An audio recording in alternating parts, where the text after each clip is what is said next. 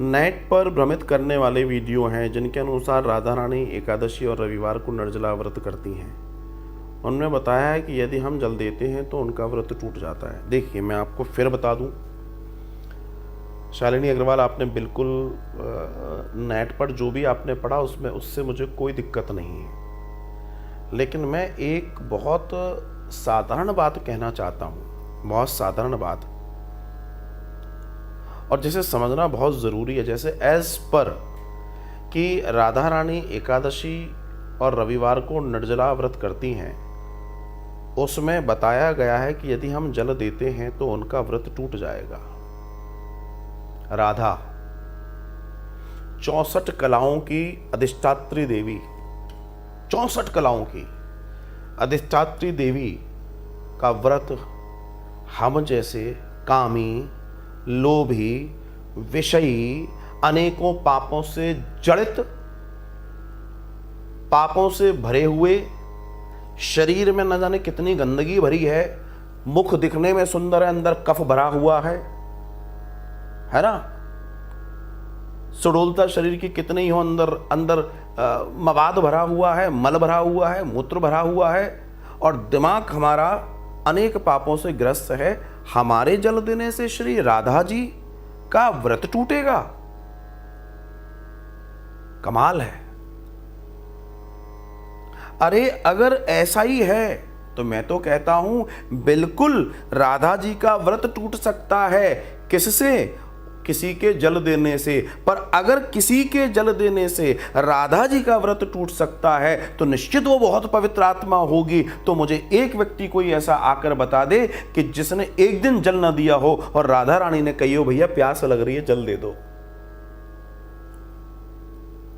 एक व्यक्ति ऐसा निकाल कर बताइए जो व्यक्ति किसी एकादशी, किसी रविवार को तुलसा मैया में जल न दे और तब श्री राधा जी प्रकट होकर कहें अरे भैया आज प्यास लग रही है तूने जल नहीं दिया। या तो उतना पवित्र भाव वाला कोई व्यक्ति हो तो उसके लिए नियम धर्म की बात बहुत अलग हो गई, लेकिन क्या हम जैसे लोगों के लिए? Yes, that is what I am telling you. अपने आप को हम देखें, शीशे में देखने में शक्ल सूरत अच्छी लग रही होगी, लेकिन अंदर कितने विषय भरे हुए हैं हमारे अंदर, कितनी कामासक्ति भरी हुई है हमारे अंदर, कितने लोगों के प्रति कुंठा, कपट, न जाने क्या क्या भरा हुआ है हमारे अंदर। और हो सकता है हमें भी ना मालूम हो कि हमारे अंदर क्या क्या भरा है। हमारे जल न देने से राधा रानी का व्रत टूट जाएगा? कल्पना करके देखे मनुष्य, सोच कर देखे मनुष्य।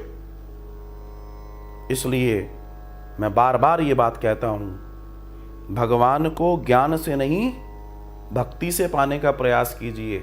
हाँ, तब मामला कुछ अलग होगा। और अगर भक्ति की बात करोगे, भाव की बात करोगे तो एक बार नहीं 4 बार जल दीजिए। मैं किसी लिखे को गलत नहीं कह रहा हूं, लिखा होगा बिल्कुल सही है, सारी चीजें सही हैं। मैं हर शास्त्र, हर पुराण को सम्मानित तौर पे कहता हूं बिल्कुल सही है। लेकिन मैं ये कह रहा हूं जब नामदेव रामेश्वर में हम जल ले जा रहे हैं, नामदेव जी रामेश्वरम में जल ले जा रहे हैं, सामने मंदिर है और इधर एक गधे के मुंह से झाग निकल रहा है। वो कांवड़ की यात्रा, वो कांवड़ का जल जिसे महादेव के ऊपर चढ़ा देना है। नामदेव ने कहा भैया ये गधे के मुंह से झाग निकल रहा, मर जाएगा। अपनी कांवड़ उतारी और जल उनके मुख में डाल दिया। लोग पागल बोल रहे थे, लेकिन हुआ क्या? हुआ ये कि नामदेव ने जब वो जल उस गधे को पिलाया तो उसको महादेव के दर्शन हुए। Try to understand my point.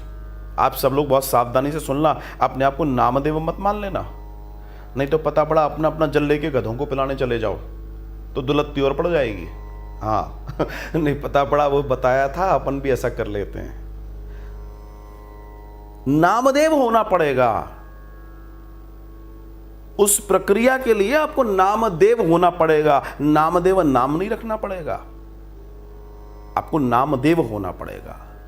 भगवान भोलेनाथ ने कहा ये मेरा भक्त इतनी भीड़ में जाएगा, इतना प्रेम आ गया मेरे दर्शन से, अगर मैं देखूं इतना प्रेम आ गया भगवान भोलेनाथ को, ये इतनी दूर भी क्यों चले, इसने इतनी बड़ी यात्रा की है, ये मेरा इतना बड़ा भक्त है, इतना बड़ा संत है, मैं इसको अपने तक बुलाऊं? अरे नहीं नहीं, इसका सम्मान मैं रखूंगा। भगवान मंदिर से निकलकर बाहर आ गए और उन्होंने एक जीव के रूप में अपना दर्शन दे दिया। परीक्षा भी हो गई और संत पर कृपा भी हो गई। ये है दर्शन, ये है दर्शन। इसलिए उस स्थिति में क्या आप और हम हैं कि राधा जी के व्रत को हम तोड़ पाएं? इस बात को समझने का बाकी आप लोग समझ गए होंगे मेरा शर, आप लोग सब वेरी इंटेलिजेंट वाले लोग हैं।